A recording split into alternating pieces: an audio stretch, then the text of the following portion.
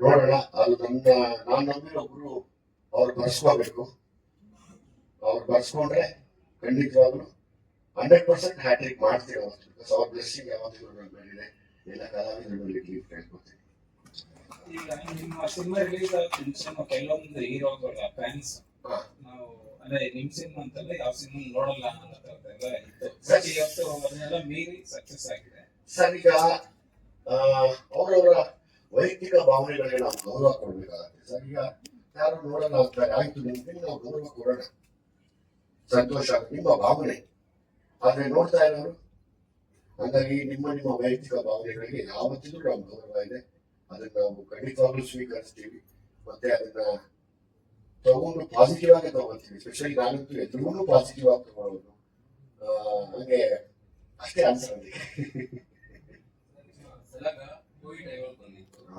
ಈಗ